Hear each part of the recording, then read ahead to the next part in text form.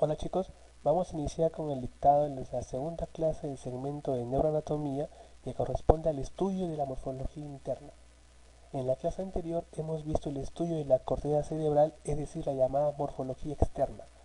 Ahora nos vamos a centrar en el estudio de las fibras nerviosas y los núcleos que se ubican a ese nivel.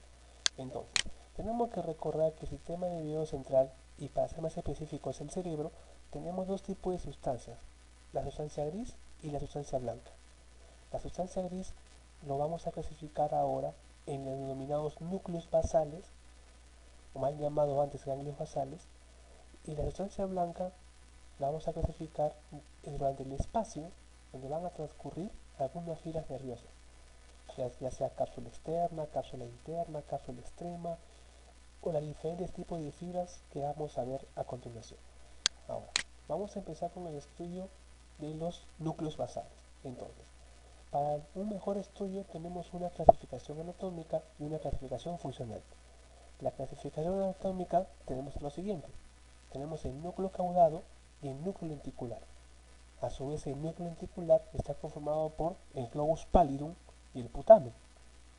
Otros núcleos asociados tenemos el núcleo accumbens septi y el complejo nuclear amigdalino, que está involucrado mucho con el sistema límbico en el circuito de Papez. Ahora, a su vez, de esta clasificación anatómica podemos también hablar de una clasificación funcional, que tiene relación a las funciones que van a tener estos núcleos. Y aquí tenemos tres subtipos. El denominado neoestriado, que comprende el núcleo caudado y el putamen. El palioestriado, que comprende el globus pallidum. Y el arquiestriado, que comprende el núcleo accumbens septi. Ahora, vamos a empezar ahora con el estudio del núcleo caudado. A su vez podemos presenciar ahí que el núcleo caudado tiene una forma de coma o una forma de C, algunos libros lo mencionan, que va a estar íntimamente relacionado con el núcleo lenticular. Y el núcleo lenticular recordamos que estaba formado por el globus pallidum y el putamen. Y a su vez el núcleo caudado se va a relacionar mucho con el tálamo. Entonces, ahora vamos a empezar al estudio del núcleo caudado. Entonces, el núcleo caudado es una gran masa de sustancia gris que tiene una forma de C, se encuentra por fuera del tálamo y va a constar de tres partes.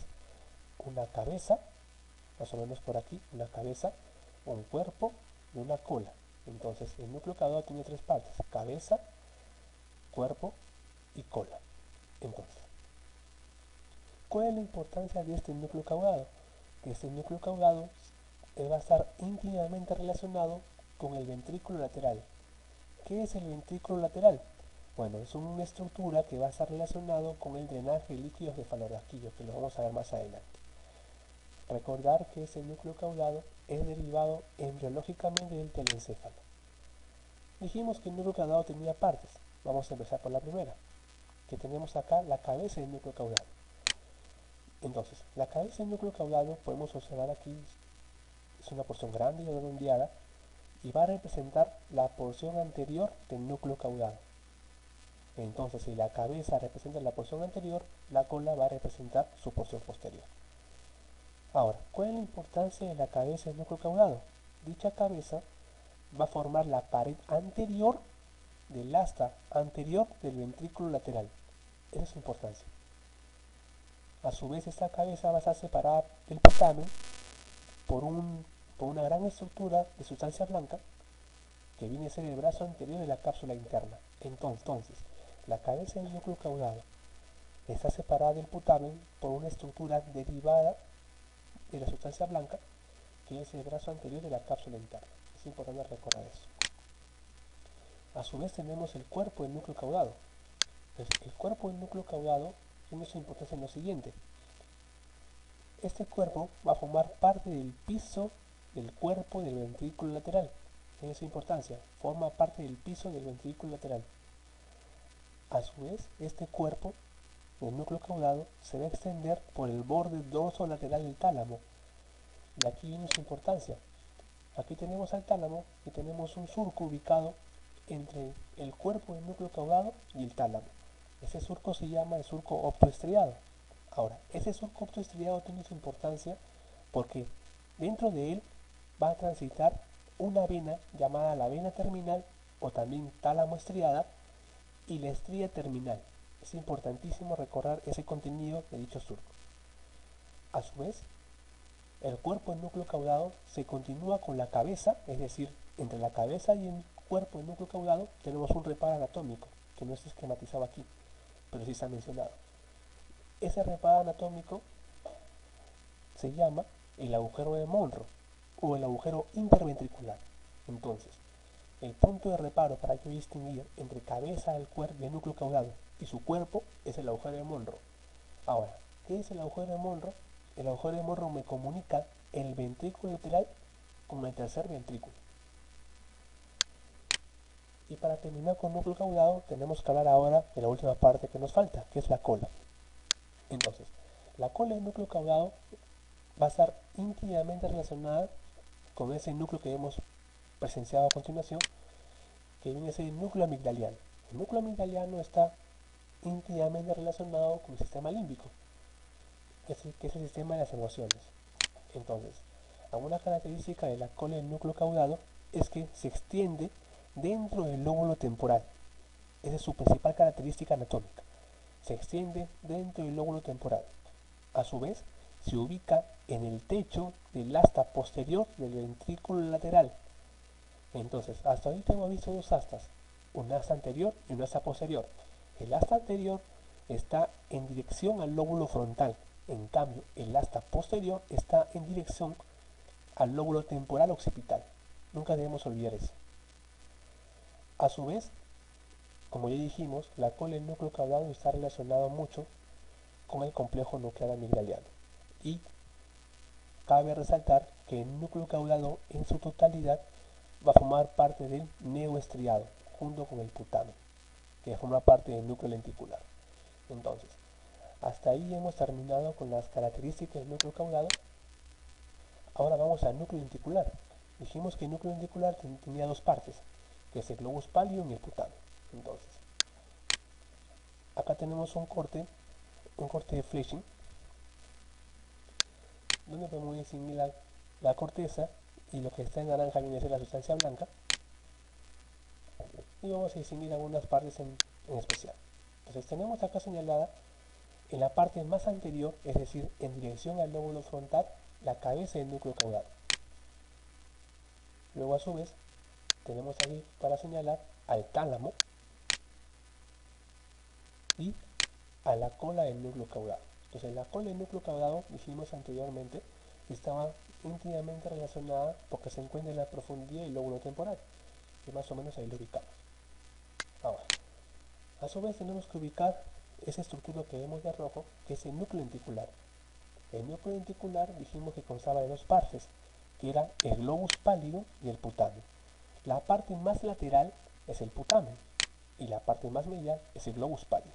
Entonces, el putamen, ¿dónde va a estar ubicado? Va a estar ubicado entre la cápsula externa, es decir, lo que se encuentra por debajo del putamen, es la cápsula externa, y la lámina medular externa del globus pálido. Entonces vamos a mencionar ahora que el globus pálido va a contar con dos láminas. Una lámina inferior, que es la lámina medular externa, una lámina intermedia, que es la lámina medular interna, y una lámina más interna que la anterior, es la denominada lámina medular accesoria. Entonces, el putamen se va a ubicar ¿en dónde? Lateral. ¿Cuáles son sus límites? Lateral, ¿cuál va a ser? La cápsula externa. Y medial, ¿cuál va a ser? La lámina medular externa del globus pálido. Esos son los límites del putamen. A su vez, el putamen se halla por debajo del lóbulo de la ínsula. Tiene continuidad con la cabeza del núcleo caudado, que lo mencionamos antes, por medio del brazo anterior de la cápsula interna. Entonces, nosotros ubicamos a la cabeza del núcleo caudado y ubicamos al putamen. Hay un espacio entre los dos. Ese espacio que está entre los dos viene a ser el brazo anterior de la cápsula interna. A su vez, el putamen conforma el neoestriado junto al núcleo caudado y va a ser derivado del telencéfalo. Entonces, ya hablamos del putamen, ahora tenemos que hablar del otro núcleo que conforma parte del núcleo lenticular, que es el globo pálido o globus pálido. El globo pálido dijimos que presentaba dos láminas. Una lámina medular externa, que está esquematizada ahí, una lámina medular interna, que está esquematizada ahí, y la que nos falta, pero que no está esquematizada, es la lámina medular accesoria. Entonces, el globo pálido es el más pequeño y de ubicación más medial del núcleo lenticular. A su vez, la gran diferencia embriológica con el putamen es que el putamen deriva del telencéfalo, en cambio el globo pálido deriva del diencéfalo. A su vez, el globo pálido se encuentra medial al putamen y lateral a la cápsula interna. Luego, el globo pálido presenta dos láminas principales y una lámina accesoria, por decirlo así. Acá tenemos la lámina medular externa. Esa lámina medular externa me divide al globo pálido en una cara externa, y esa cara externa del globo pálido se encuentra relacionada con el putamen. La lámina medular interna divide al globo pálido en un segmento lateral y un segmento medial. Entonces, ¿cuál lámina me divide al globo pálido en dos segmentos? La medular interna, que me divide en un segmento lateral y un segmento medial. Y la lámina medular externa, ¿para qué nos sirve? Pues sirve para separar el segmento lateral del globo pálido con el putamen. Luego tenemos a la lámina medular accesoria, que divide el segmento medial, es decir, divide al glóbulo pálido medial en dos subporciones más, en una subporción externa y en una subporción interna. Ahora, ¿por qué el globo pálido se llama así? Se llama así porque mayormente en su interior va a presentar neuronas GABAérgicas. Y a presentar estas hormonas GABAérgicas tiene menor coloración. En cambio, el putamen va a presentar mayormente neuronas de tipo dopaminérgicas y por eso su coloración va a ser más oscura. Y ahí más o menos su explicación histológica. Ahora, el segmento lateral del globo pálido representa el 70% total de toda la estructura. Es decir, todo el globo pálido, que es un 100%, el 70% de él es el segmento lateral. Y este segmento lateral es importante porque se va a proyectar al núcleo subtalámico por fibras nerviosas. Es importante recordar eso. En cambio, el segmento medial se dirige a los núcleos talámicos ipsilaterales. Entonces, aparte de la diferencia con el nombre, tenemos que el segmento lateral se proyecta ¿a dónde? A los núcleos subtalámicos. En cambio, el segmento medial se proyecta ¿a dónde? A los núcleos talámicos ipsilaterales. Entonces, hasta ahí tenemos la explicación de las diferentes estructuras de los núcleos basales, el núcleo caudado y el núcleo lenticular. Ahora dijimos a su vez que el núcleo caudado y el núcleo lenticular es una clasificación anatómica. Ahora, la clasificación funcional, tenemos el neoestriado, el palioestriado y el arquiestriado. Entonces aquí nos faltó mencionar que el globo pálido va a conformar el palioestriado, que principalmente se caracteriza por realizar movimientos involuntarios. En cambio, el neoestriado se va a caracterizar por realizar o comandar los movimientos voluntarios y a su vez inhibir al palioestriado, que se encarga de los movimientos involuntarios.